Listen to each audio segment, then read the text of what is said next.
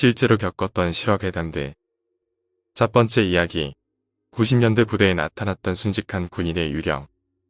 1997년에서 1998년 사이에 겪은 일입니다. 제가 복무했던 부대는 블랙호크 헬기를 운용하던 육군 항공단이었습니다. 지금은 부대 이름이 바뀌었지만요. 제가 복무할 무렵 부대에서는 헬기 추락 사고가 몇 번 있었습니다. 그중 한 추락 사고 이후 일어난 일입니다.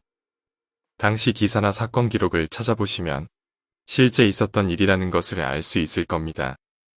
육군 소속이지만 병력 수송용 헬기를 주력으로 운용하던 부대였던 만큼 간부와 사병의 비율이 50대 50에 가까울 정도로 간부가 엄청나게 많은 부대였습니다. 사병의 절대적인 숫자가 적다 보니 하루에도 경계 근무를 여러 번 나가기도 하고 재수가 없으면 이교대로 들어가는 말뚝 근무도 심심치 않게 잡히곤 했습니다. 저는 상황실에서 근무했기에 평소에는 경계 근무를 서지 않았지만 대규모 작전 등으로 부대의 인력이 모자라면 빈자리를 메우기 위해 초소 경계 근무에도 끌려가곤 했습니다. 어느 날 대규모로 진행된 야간 헬기 작전에서 부대 소속 헬기 한 대가 추락하는 사고가 일어났습니다. 보통 헬기가 추락하면 조종사와 승무원은 10중 8구 유명을 달리합니다. 하지만 그날은 탑승자 중 절반이나 생존했습니다. 사고 조사에 따르면 헬기가 추락하기 직전까지 정조종사가 조종관을 돌려서 자신이 탑승한 쪽으로 헬기를 기울였다고 합니다. 그 덕분에 반대편에 타고 있는 부조종사와 승무원은 큰 부상에도 불구하고 목숨을 부지할 수 있었던 것입니다. 낙하산으로 탈출할 수 있지 않냐는 질문을 가질 수도 있겠지만 야간의 저공 전술 비행 도중 고압선에 걸리게 되면 낙하산을 펼 시간조차 없이 추락하게 됩니다. 작전 개시 전 고압선의 배치와 송전탑 위치를 숙지하는 것이 필수적인 이유입니다. 사고 직후 현장을 수습하기 위해 나선 선발대가 현장에서 조종사의 유품 몇 가지를 회수해 왔습니다. 그 물건을 정리하던 도중 우연히 순직한 정조종사가 착용한 헬멧에 손을 대게 되었습니다. 마치 이 세상의 것이 아닌 것 같은 서늘한 냉기가 느껴졌습니다. 하지만 사고가 밤에 났던 탓에 그러려니 생각했죠. 저는 추가 사고 처리 및 작전 지원 등으로 인해서 인력이 모자랐던 탓에 야간 경계 근무를 나서게 되었습니다.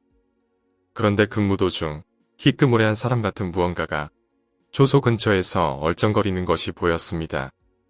확실한 정체를 파악할 수 없어 수화를 통해 정체를 밝힐 것을 요구했으나 아무 대답이 없었습니다.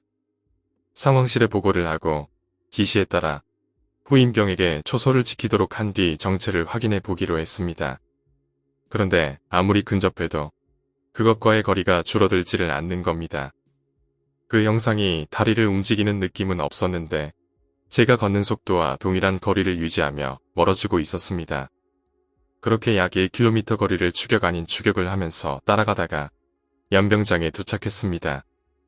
그 순간 그 사람 같은 무언가는 연병장을 가로질러 빠르게 달려가더니 갑자기 사라지고 말았습니다.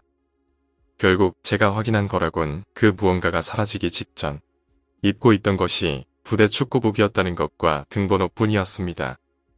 상황실에는 그것이 사라졌다고 보고를 했지만 당연히 피로나 수면 부족으로 헛것을 본 것으로 치부되어 유야무야 아무 말 없이 넘어갔습니다. 사실 부대 내에 활주로가 있다 보니 가끔 아지랑이나 신기루 같은 게 보이는 일도 종종 있었으니까요. 대형 추락 사고가 벌어진 상황이다 보니 별것도 아닌 일에 신경을 쓸 여유가 없기도 했죠. 며칠간 정신없이 사고 수습으로 시간이 흐른 뒤 부대 분위기의 쇄신 차원에서 축구 시합이 열렸습니다. 무심코 경기를 지켜보던 중 며칠 전 봤던 무언가가 입고 있던 축구복의 등번호가 떠올랐습니다. 그날 사고로 순직한 조종사의 축구복 등번호였습니다. 어쩐지 등골이 오싹한 느낌에 저는 경기 근무 당시 상황실에 있던 간부를 찾아갔습니다. 비슷한 나이대라서 평소부터 친하게 지내던 분이었기에 제가 본 것들을 그대로 털어놓았죠. 이야기를 듣자 간부도 얼굴이 새파래져서 같이 순직한 조종사의 유품 추가 수습을 겸해 확인을 해보기로 했습니다. 캐비넷을 열어보자 각자마다 고요한 등번호를 받아 한 벌만 존재할 터인 축구복이 걸려 있었습니다. 캐비넷 속에 있었음에도 어째서인지 그 옷만 축축하게 젖은 채로 있었죠. 보통 부대 축구복은 해당 등번호를 받은 간부가 전출을 갈 때 반납하고 새로 전입한 간부에게 물려주곤 했는데 그것만큼은 나이 많은 주임 원사가 따로 가지고 나가 조용히 처리했다고 합니다. 제가 그날 밤 보았던 것의 정체는 과연 무엇이었을까요? 정조종사의 유령이었던 걸까요? 두 번째 이야기, 기괴한 층간소음. 이 이야기는 내가 군대에서 전역을 하고 아버지가 사시던 집에 들어가서 살면서 경험한 이야기인데 일단 내가 살던 집이 좀 특이한 구조라 설명을 해줄게. 내가 살던 층은 1층이었고 아버지가 창고로 쓰신다고 3층까지 빌려서 사용을 하셨지. 2층은 이제 다른 분이 들어와서 살았었는데 그런데 이 집이 1층부터 3층까지 층이 분리되어 있는 게 아니라 내부에서 각 층으로 올라갈 수 있는 계단이 존재했어. 그래서 가끔 내부 계단을 통해 2층을 통과해서 3층에 가곤 했는데 나중에 아버지가 다른 지역에서 생활하시면서 나 혼자 그 집에서 살게 되었고 그런데 나는 3층이 필요가 없잖아. 그래서 이제 내가 3층 계약을 파기했는데 그 계약을 파기하면서 집을 살짝 개조하게 되었어. 연결되었던 계단 쪽에 얇은 벽을 세워 막아서 그곳으로 이제 사람이 다닐 수 없게 집 구조를 바꾼 거지. 근데 계단 쪽을 막자마자 희한한 일이 생기기 시작했어. 밤마다 알 수 없는 층간소음이 발생하기 시작하는 거야. 난 처음엔 새로 들어온 사람이 짐 정리를 하느라 그런 거라고 생각하고 그냥 넘어갔어. 성격상 그런 거 괜히 가서 오라고 하는 그런 성격이 아니거든. 근데 이게 진짜 그만 들려야 할 때가 지났는데도 계속해서 그 소리가 밤마다 들리는 거야.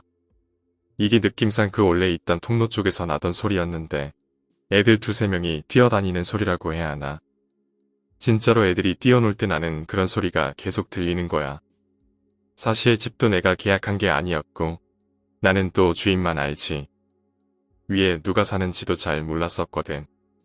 그래서 내가 참다가 화가 나서 한 번은 2층으로 올라가게 되었어. 2층에는 중년 부부가 살고 계시더라. 그래서 내가 밤에 왜 이렇게 뛰어다니시냐고 말을 하게 되었는데 그 말을 듣던 부부는 나를 이상한 사람처럼 쳐다보는 거야. 그러고 말을 하는데 자기들은 나이도 먹고 집안에서 뛰어다닐 사람이 없다고 이야기를 하는 거야. 그래서 내가 아이들이 뛰어노는 것 같이 매일 밤 천장에서 쿵쿵거린다고 이야기를 하였지. 근데 중년 부부는 자기들은 둘이서만 살고 자식들은 다 결혼해서 다른 곳에서 산다고 이야기를 하는 거야.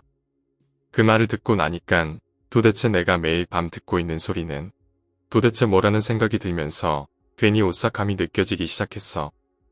그렇게 내가 죄송하다고 말하고 집으로 내려오게 되었는데 그날 밤에 또 똑같은 소리가 들려오는 거야. 그때는 진짜 멘탈이 나갈 것 같은 기분이 드는데 이게 사람 발소리가 아닌 거잖아. 그래서 내가 조심스럽게 지금은 막혀있는 계단 쪽으로 가봤는데 그때 확실히 알게 되었어. 거기서 소리가 난다는 걸 말이지. 그리고 그 전까진 몰랐던 새로 생긴 벽을 두들기는 소리도 거기서 나고 있다는 것도 알게 되었어. 그 아무도 없는 곳에서 그 소리 나는 걸 목격하니까 사람이 진짜 미치겠는 거야.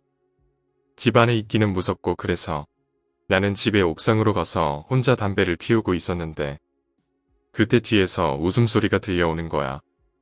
난 깜짝 놀래서 그쪽을 보게 되었는데 그때 내 눈에 보인 건 형체 없이 무릎부터 발까지 딱 거기까지만 보이는 사람의 발이었어.